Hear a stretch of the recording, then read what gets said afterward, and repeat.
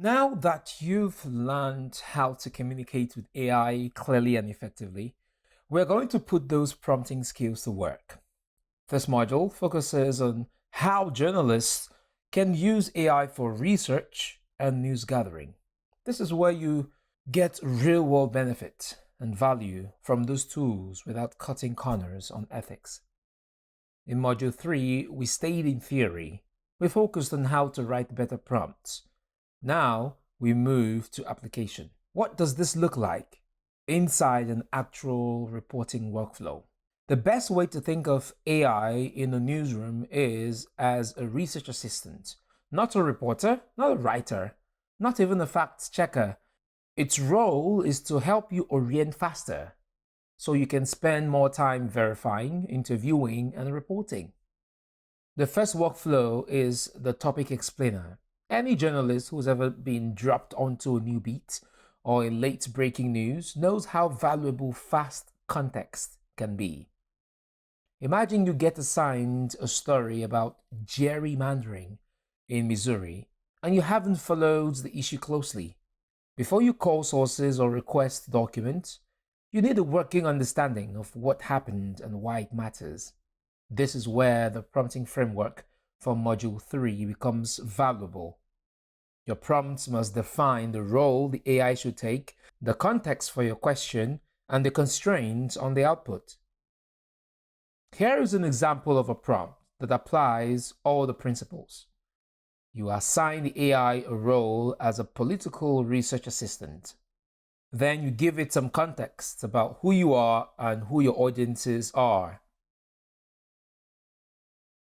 You also want to give it some constraints on format and length. Of course, the structure is what leads to more focused and usable results. What comes back, as you can see, is not a finished story. What you get is an organized background, historical context, major players, current disputes, or even stakeholder perspectives or whatever you have. Think of this as your pre-interview notes.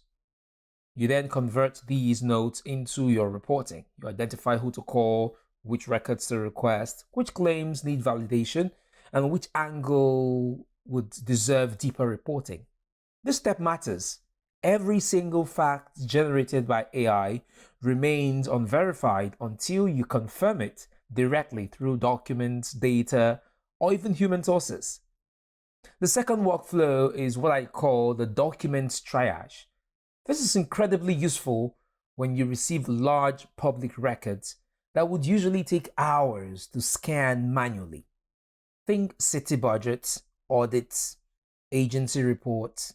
They are long, technical, and often dense with hidden story leads.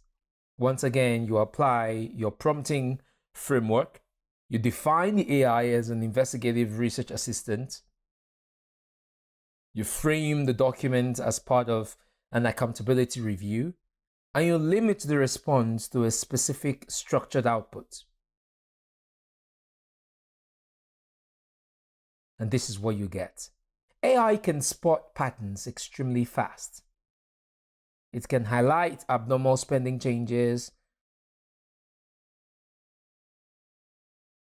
vague language, and unanswered questions hidden deep within the text.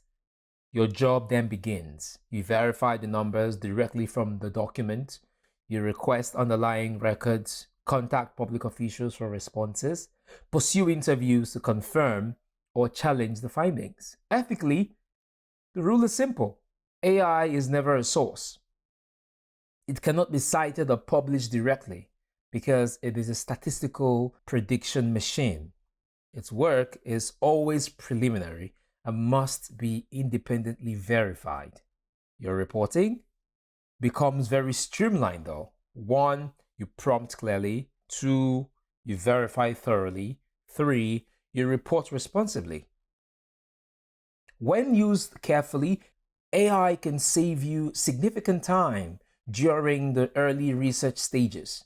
When used carelessly, it introduces serious risks to accuracy and credibility. The key takeaway from this module is simple.